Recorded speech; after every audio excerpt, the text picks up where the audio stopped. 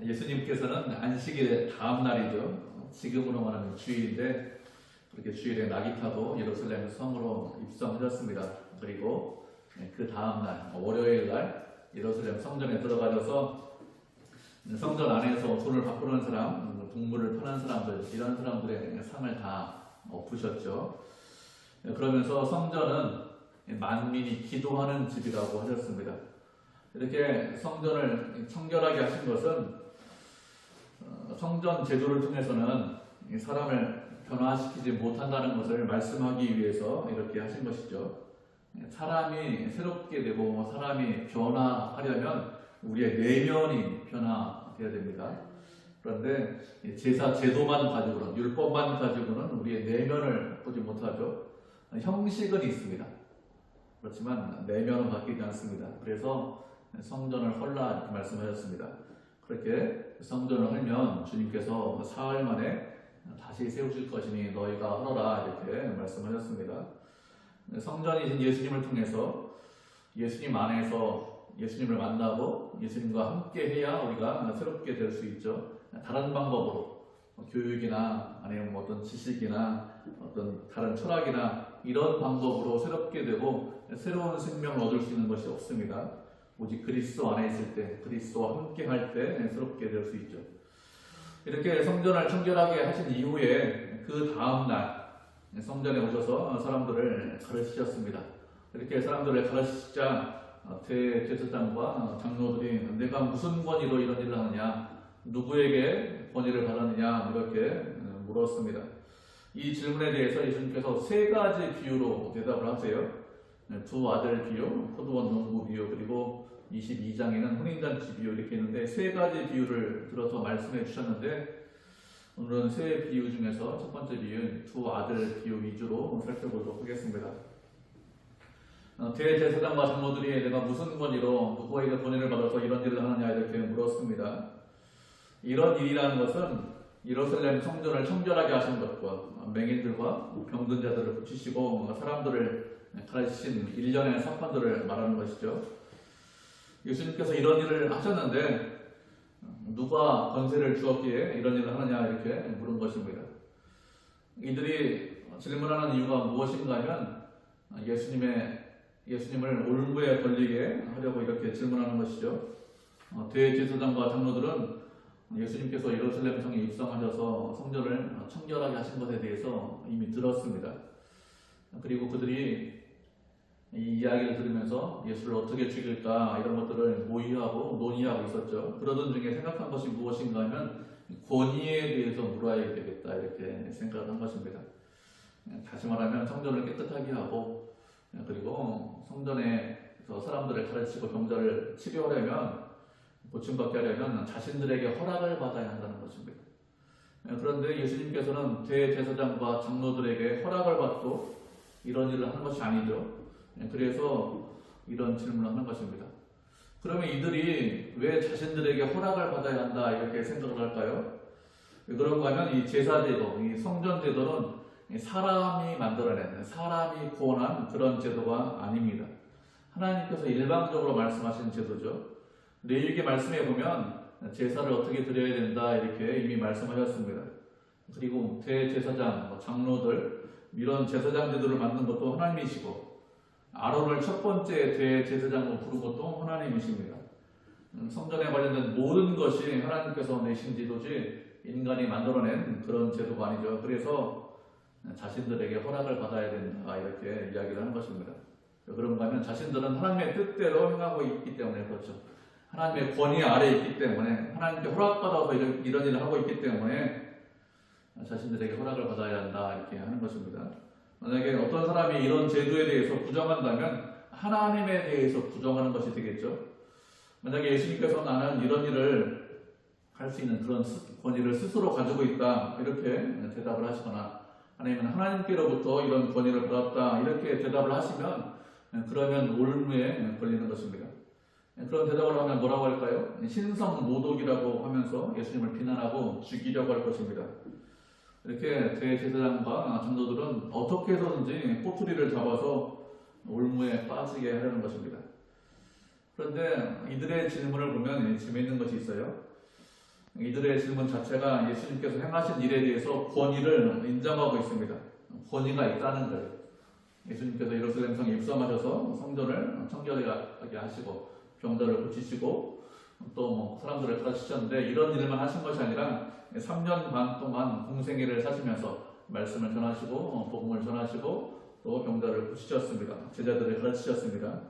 이런 모든 것들을 객관적으로 살펴보고 바라보면 인간이 스스로의 힘과 능력으로 이런 일을 할 수 없다는 것을 우리가 알 수 있죠. 스스로 하는 것이 아니라 예수님에게 어떤 신적인 권위가 주어졌기 때문에 예수님에게 신적인 권세가 있기 때문에 이런 일을 한다는 것입니다. 우리처럼 평범한 사람들이 할 수 있는 것이 아닙니다.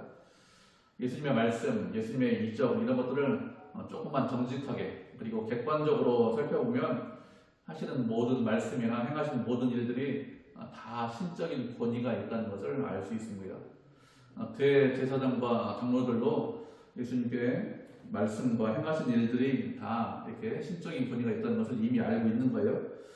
그래서 무슨 권위로 누가 권위를 주었기에 누가 권세를 주었기에 이렇게 이런 일을 하느냐 이런 질문을 하는 것입니다. 예수님을 비난하고 올무에 걸려 넘어지게 하려고 이렇게 질문하는 것인데 이 질문 자체가 예수님의 권위를 인정하고 있는 것이죠. 이 아이러니입니다. 이런 질문에 대해서 예수님께서 아무런 대답도 하지 않으셨습니다. 그들의 질문에 대답하지 않으시고 오히려 역으로 질문하셨습니다. 그리고 예수님의 질문에 대답을 한다면 예수님도 무슨 권위로 무슨 권세로 이런 일들을 하는지 대답하겠다 이렇게 말씀하셨습니다.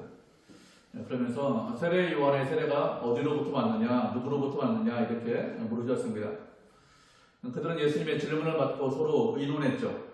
만약에 요한의 세례가 하늘로부터 왔다 이렇게 대답하면 그러면 너희들이 왜 그를 믿지 않고 그를 인정하지 않았느냐 이런 식으로 대화가 진행되겠죠. 그리고 그것이 아니라 요한의 세례가 하늘로부터 온 것이 아니라 하나님께로부터 온 것이 아니라 사람에게로부터 났다 이렇게 이야기하면 모든 백성들이 요한을 선지자로 알고 있습니다. 요한의 세례가 하늘로부터 온 것이 아니라고 한다면 하나님에 대해서 부정하는 것이죠. 하나님께서 보낸 선지자인데 하나님의 선지자를 부정하면 하나님을 부정하는 것이 됩니다. 그렇게 되면 하나님이 두려운 게 아니에요. 백성들이 더 두려운 상황이 됩니다. 당장에 돌멩이 맞습니다. 이런 상황이 되니까 의논하다가 그 세례가 요한의 세례가 어디에 왔는지 모른다 이렇게 대답을 했습니다. 정말로 몰라서 모른다고 대답한 것이 아니죠. 하나님께서 요한을 보냈다는 것을 알고 있지만 대답할 말이 없기 때문에 대답하면 오히려 자신들이 올무에 걸리기 때문에 일부러 알지 못한다, 모르겠다 이런 식으로 대답을 한 것입니다. 예수님께서 그들의 대답을 들으시고 너희들이 대답하지 않았기 때문에 나도 대답하지 않겠다 이렇게 말씀하셨습니다.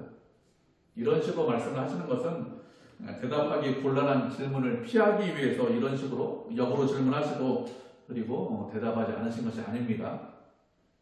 예수님은 며칠 있으면 십자가에 달려 돌아가세요. 지금은 화요일이기 때문에 금요일에 십자가에 달려 돌아가십니다. 그렇기 때문에 질문을 회피할 이유가 거의 없어요. 그리고 이 질문에 대해서 대답을 못하실 그런 분도 아닙니다. 세상 사람들은 자신이 대답하기 어려운 그런 질문이 있으면 회피도 하고 또 역으로 질문해서 이런 식으로 대답 피해가지만 예수님께서는 그런 의도로 말씀을 하시는 것이 아닙니다. 예수님께서 세례 요한의 세례가 어디로부터 왔느냐 누구로부터 왔느냐 이렇게 물으셨는데 이렇게 물으신 것은 이 질문 자체가 그들의 질문에 대한 대답이기 때문에 이렇게 물으신 것입니다. 예수님의 권위가 어디서 왔는지 누구로부터 권위를 받았는지 이것을 알기 위해서 필요한 것이 무엇이냐 먼저 세례 요한의 세례가 누구로부터 왔는지 알면 예수님의 권위, 당신의 권위가 어디로부터 왔는지 누구로부터 받은 것인지 이런 것들을 알 수 있다는 것이죠. 그래서 세례 요한의 권위에 대해서 세례 요한의 세례에 대해서 말씀을 하시는 것입니다. 우리가 말씀하는 구절 찾아보도록 하겠습니다. 요한복음 1장 19절로 30절입니다. 신약성경 142페이지네요. 요한복음 1장 19절로 30절.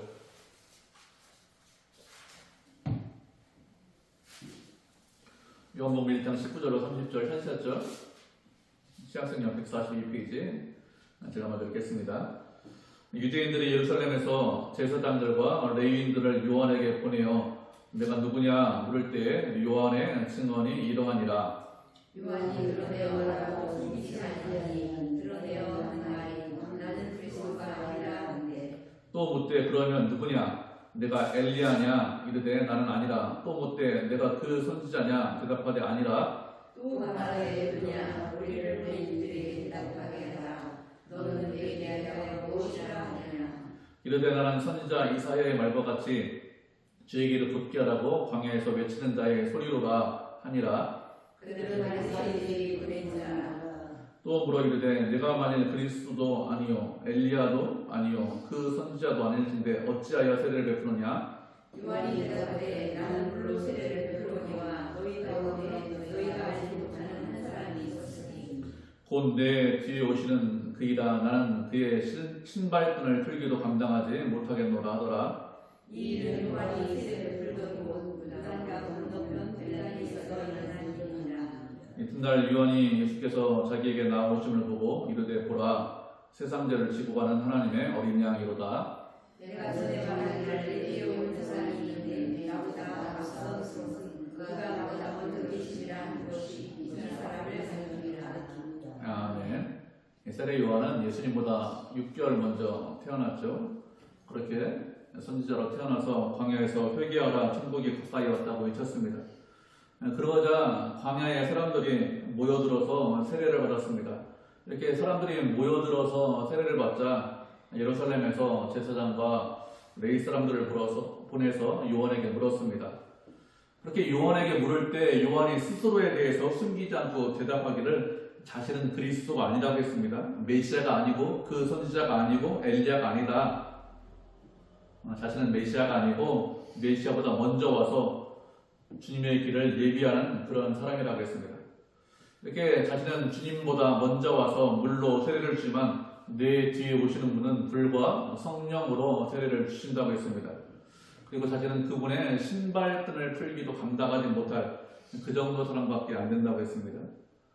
예수님, 세례 요한 뒤에 오시는 분은 예수님이시죠. 그리고 요한이 자신에게 세례 받으러 나오시는 예수님을 향해서 보라 세상 죄를 지고 가는 하나님의 어린 양이라고 했습니다.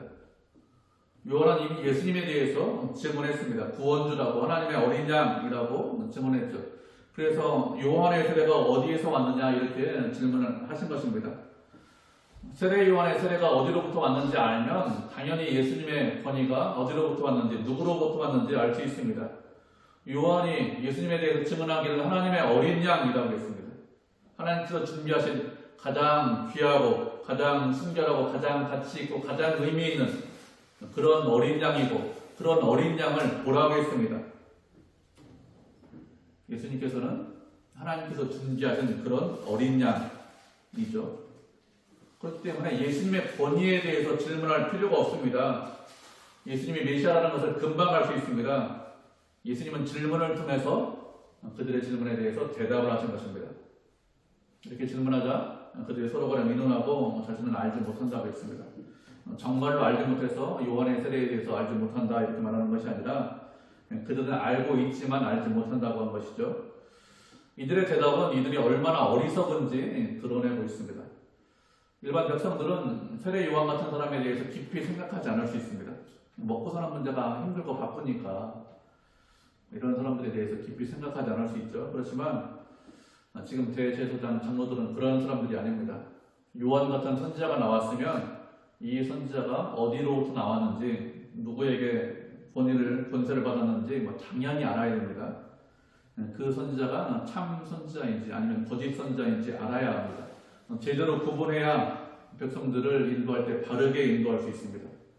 그런데 이들은 알지 못한다고 했습니다. 모른다고 했는데 선지자가 왔는데 그 선지자가 참 선지자인지 거짓 선지자인지 구분하지 못한다는 것이죠. 당장에 할 말이 없어서 이렇게 대답했지만 이런 대답을 하는 것은 스스로 무지합니다. 어리석습니다. 이런 것을 드러내는 것이죠. 이들은 요한의 세례가 분명히 하나님께로부터 왔다는 것을 알고 있습니다. 그런데도 불구하고 모른다고 대답했습니다. 세례 요한을 인정하지 않겠다는 거예요. 하나님께서 보낸 선지자인데 그런 선지자를 인정하지 않겠다는 것입니다. 다른 말로 하면 하나님께서 일하시는데 그 일하심을 인정하지 않겠다는 것이죠. 이런 사람들에 대해서 예수님께서 대답하지 않겠다 이렇게 말씀을 하신 것입니다. 예수님은 얼마든지 대답하실 수 있습니다. 그렇지만 대답하지 않으셨습니다. 대답하지 않으신 이유가 무엇인가 하면 이런 사람들에게 예수님에 대해서 예수님께서 바르게 대답을 해 주어도 그런 사람들은 예수님을 믿지 않기 때문에 그렇습니다. 바른 대답을 해도 예수님의 권위를 인정하지 않죠. 그래서 대답하지 않겠다고 한 것입니다. 우리가 복음을 증거할 때도 마찬가지예요. 객관적인 사실을 말하는데 그런데 어떤 사람들은 미리 작정하고 하나님이 없다고 생각하는 사람들이 있습니다. 무지해서 이런 사람들도 있지만 무지해서 그런 것이 아니라 모든 것을 다 알고 있음에도 불구하고 하나님이 없다 이렇게 고집을 피우는 사람들이 있습니다. 이런 사람들에 대해서 복음을 계속해서 전하는 것은 어리석은 것이죠. 마태복음 7장에서 이렇게 말씀하셨습니다. 거룩한 것을 개에게 주지 말고 너희 진주를 돼지에게 던지지 말라 이렇게 말씀하셨습니다. 우리는 세상에 나가서 복음을 전해야 됩니다. 당연히 예수님에 대해서 전파해야 됩니다. 그렇게 하는 것이 하나님의 뜻이죠. 그렇게 당연히 복음을 전해야 하지만 그렇게 복음 전하는 것이 예수님을 믿어달라고 구걸하는 것은 아닙니다. 그렇게 하는 것은 복음 전하는 태도가 아니죠. 세상에는 예수님을 알지 못하는 사람들이 꽤 많이 있습니다. 이런 사람들에게는 당연히 우리가 복음을 전파해야 됩니다. 그런데 어떤 사람들은 예수님을 알고 있어요. 그런데도 일부러 고의로 노골적으로 배척하고 비방하는 사람들이 있습니다. 예수님에 대해서 다 알고 복음을 이미 다 들었는데 일부러 복음 전하는 것을 회방하는 사람들이 있습니다.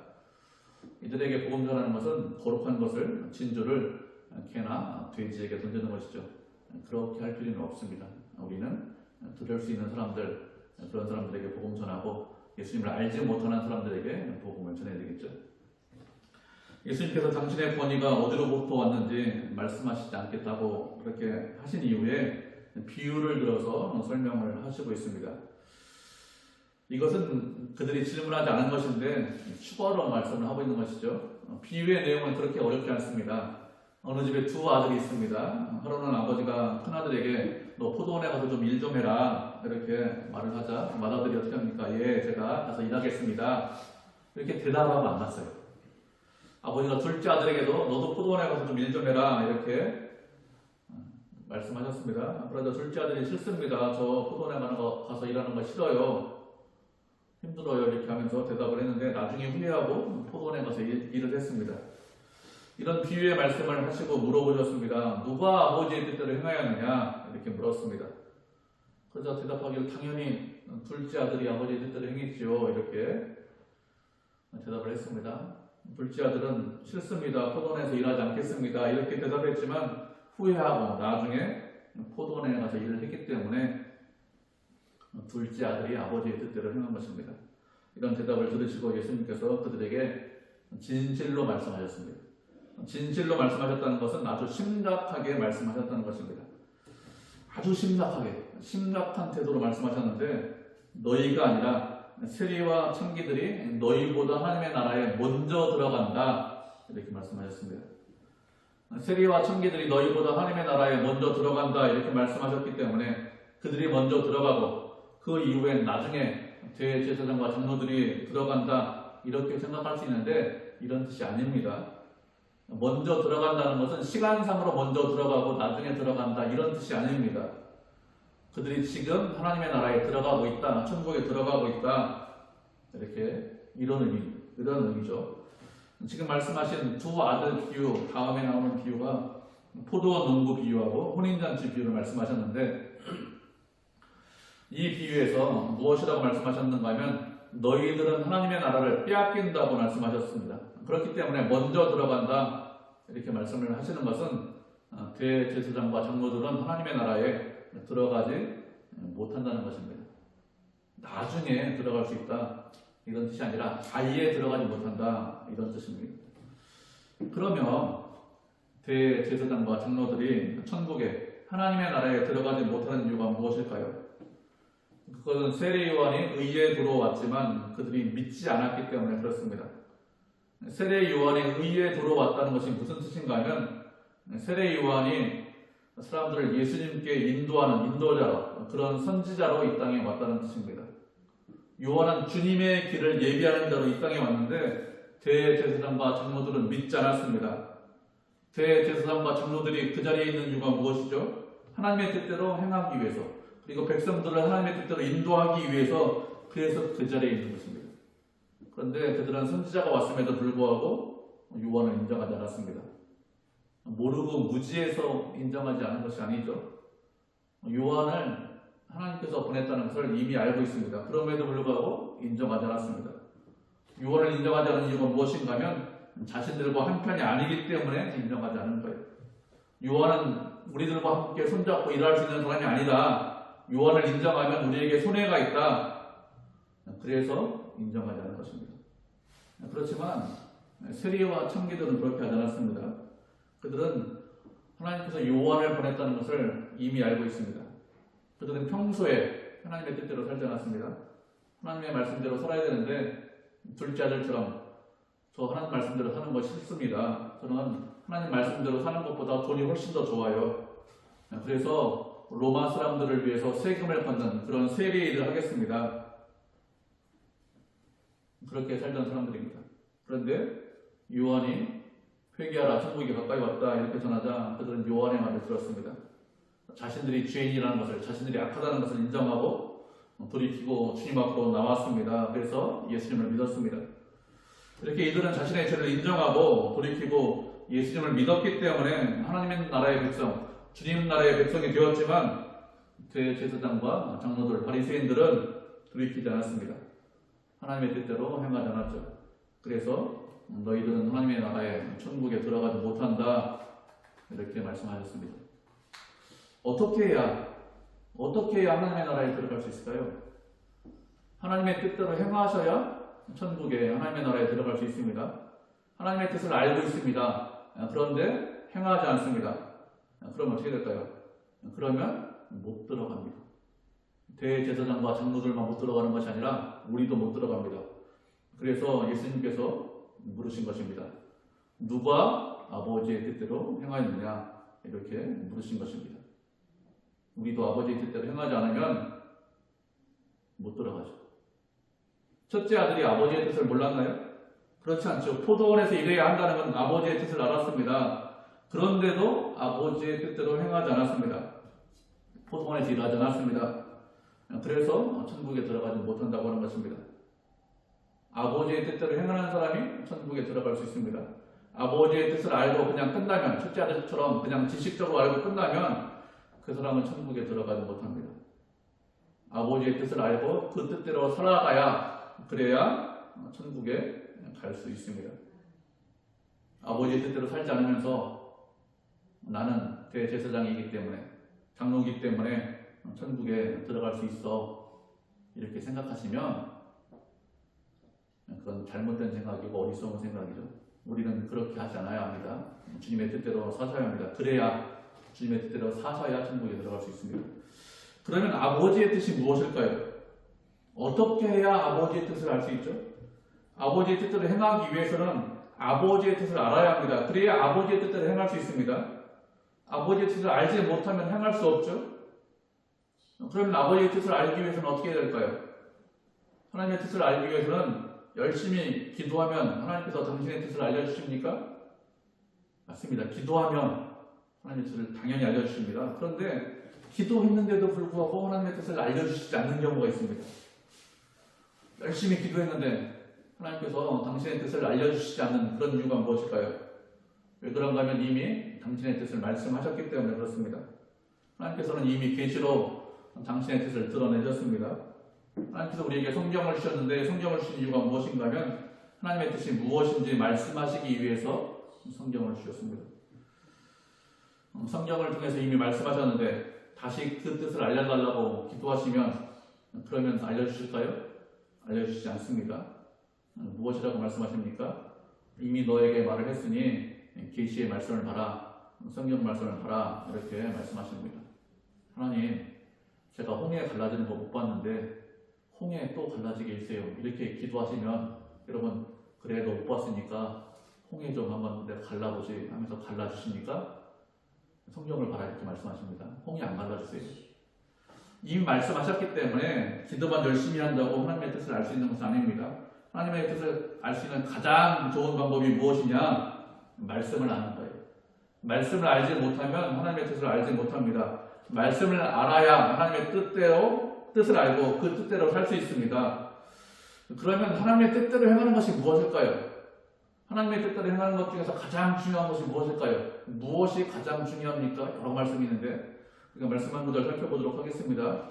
요한복음 6장 26절부터 29절입니다. 요한복음 6장 26절부터 29절. 신약성경 153페이지 26절부터 29절 4절이니 우리 한 절씩 교독하도록 하겠습니다. 요한복음 6장 26절부터 29절 26절 먼저 읽겠습니다. 예수께서 대답하여 이르시되 내가 진실로 너희에게 이르노니 너희가 나를 찾는 것은 표적을 보는 까닭이 아니요 떡을 먹고 배부른 까닭이로다. 썩을 양식을 위하여 일하지 말고 영생하도록 있는 양식을 위하여 하라. 이 양식은 인자가 너희에게 주시니 인자는 아버지 하나님께서 이지시는 자니라.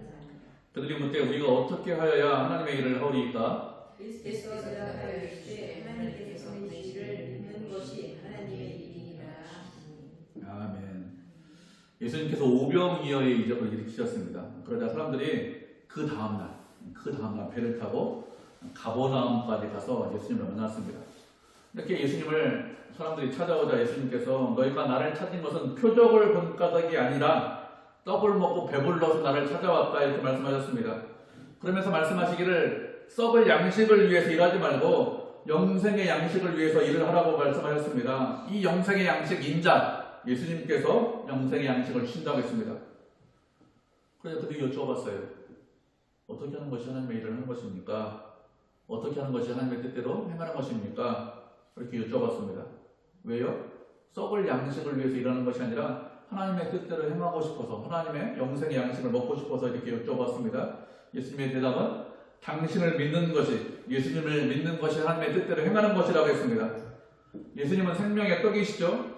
생명을 유지하기 위해서 떡을 먹어야 생명을 유지할 수 있습니다. 떡을 먹지 않으면 생명을 유지하지 못합니다. 예수님의 살과 피를 먹어야 생명을 얻을 수 있고 영생을 얻을 수 있습니다. 그렇지 않으면 영생하지 못해요. 예수님의 살과 피를 먹어야 영생한다고 하자 유대인들이 주님을 떠났어요. 말씀이 어렵다고 하면서. 왜요? 그들은 율법에 의하면 피를 먹지 못합니다. 그래서 예수님을 떠났습니다. 그렇지만 우리는 그렇지 않습니다. 예수님의 살과 피를 먹어야 그래야 영생할 수 있습니다. 왜 그런가 하면 예수님께서 생명의 떡이시기 때문에 그렇습니다. 예수님을 믿는 것이 하나님의 일이라고 했습니다. 예수님을 믿고 예수님을 믿기 때문에 또 그 말씀하신 것을 다 믿어야 합니다. 그리고 그 말씀대로 살아야 되겠죠. 말씀을 믿고 행하는 것이 주님의 뜻대로 행하는 것입니다. 주님, 저는 주님의 뜻대로 행하겠습니다. 그래서 하나님 나라의 백성이 되고 천국에 들어가겠습니다. 이렇게 하면서 예수님을 믿고 의지하지 않으면서 내 자신을 믿고 의지한다면, 아니면 내가 가지고 있는 어떤 것을 믿고 의지한다면, 물질이나 건강이나 인맥이나 지식이나 철학이나 이런 것들을 믿고 의지한다면 그 사람이 천국에 들어갈 수 있을까요? 그렇지 않죠. 그러면 천국에 못 들어갑니다. 가장 먼저 가장 중요하게 할 일이 무엇이냐? 주님을 믿고 의지하는 거예요. 어떤 일이 있어도 우리 주변의 환경이 어떻게 변해도 주님께서 내 주님이심을 믿는 것이죠. 주님께서 선하시고 거룩하시고 의로우심을 믿고 주님께서 나를 바르게 인도하심을 믿고 끝까지 불평하지 않고 주님과 동행하고 함께 하셔야 합니다. 그것이 하나님의 뜻대로 행하는 것이죠. 주님께서 죄에서 돌이켜라 이렇게 말씀하시면 그 말씀을 믿고 돌이켜야 합니다.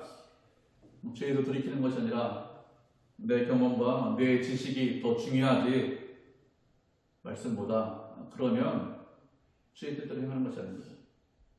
죄에서 돌이키는 것이 주님의 뜻대로 행하는 것이죠. 주님께서 작은 일에 충성하라 이렇게 말씀하시면 작은 일에 충성하시면 됩니다. 주님, 우리가 할 수 없는, 우리가 감당하지 못하는 그런 큰 일을 맡기시나요? 그렇지 않죠. 감당할 수 있는 작은 일을 맡기십니다. 하나님, 제가 다 감당하겠습니다. 그렇게 작은 일에 충성하시면 됩니다. 이렇게 하는 것이 하나님의 뜻대로 행하는 것입니다. 충성하고 헌신하면 잘했다, 착하고 충성된 종아, 내가 작은 일에 충성하였음에 내게 많은 것을 맡기리라, 내 주인의 즐거움에 참여하라, 이렇게 말씀하십니다.